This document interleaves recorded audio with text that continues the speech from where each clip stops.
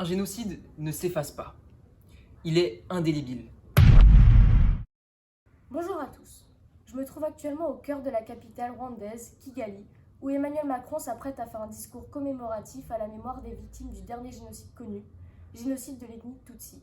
Ce crime de masse s'est déroulé durant l'année 1994, un massacre d'une violence sans nom qui, sur la durée, a été le plus meurtrier. En seulement 3 mois, 800 000 victimes sont à déplorer des ethnies de la minorité Tutsi, ainsi que quelques Hutus.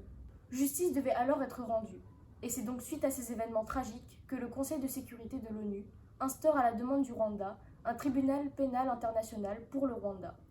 En parallèle, des tribunaux locaux sont organisés, et le manque d'infrastructures avec une capacité d'accueil suffisante a donc engendré la création des tribunaux nommés Gacaca. Ces tribunaux populaires en plein air sont organisés de la façon suivante. Des juges sont désignés par les citoyens du village et suivent une courte formation juridique. Puis, l'accusé est appelé à témoigner devant tout le village réuni. Ces procès ont permis de juger 2 millions de personnes. Et la finalité de cet acte étant le chemin vers la réconciliation qu'entament les Rwandais. Bonjour Monsieur le Président. Tout d'abord, merci d'avoir accepté cette interview. Vous vous apprêtez à faire votre discours pour la commémoration du génocide rwandais, ici, à Kigali. Auriez-vous quelque chose à dire aux Français ainsi qu'à la population rwandaise avant de commencer? Bonjour à toutes et à tous. Je tiens à rappeler qu'un génocide a une cible. Il vient de loin. Il se prépare. Il prend possession des esprits, méthodiquement, pour abolir l'humanité. Les tueurs n'ont qu'une seule obsession criminelle: l'éradication des Tutsis. Des hommes, des femmes, leurs parents, leurs enfants. Cette obsession a emporté tous ceux qui ont voulu y faire obstacle. Mais elle n'a jamais perdu sa cible. Aujourd'hui, je tiens à commémorer la mémoire de ces communautés et ainsi tenter de soulager la douleur de leur famille 27 ans après. Quel fut le rôle de la France dans le génocide Tutsi? La France, malheureusement, a joué un rôle important dans l'extermination de la minorité Tutsi. Elle a soutenu, sans même le savoir, un régime génocidaire. Aujourd'hui, l'État ne se déclare aucunement comme complice de ce génocide, mais comme responsable, dû à un gouvernement français trop naïf ou trop ignorant. La France n'a pas su agir. Nous avons commis une erreur qui ne se reproduira pas, mais les faits sont assumés, reconnus, et ne seront encore moins oubliés.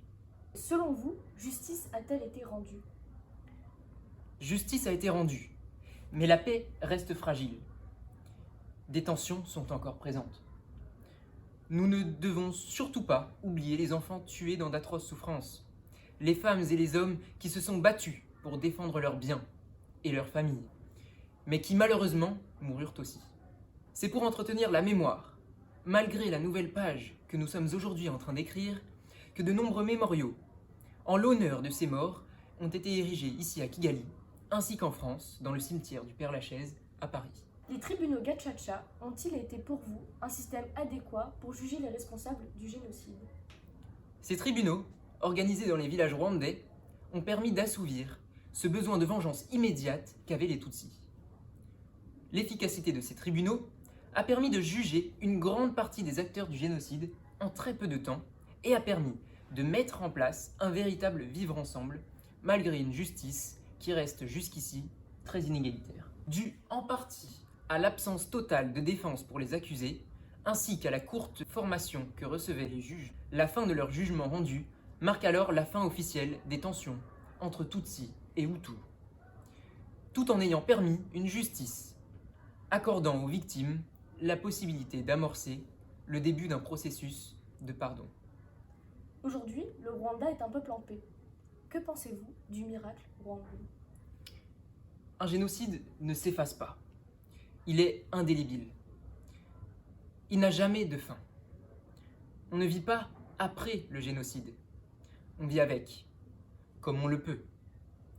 L'histoire restera gravée, ainsi que les mémoires qui ne doivent pas être enfouies, mais partagées. Merci à vous, Monsieur le Président, de nous avoir accordé cette interview. Nous vous suivrons de près lors de votre discours au mémorial du génocide rwandais.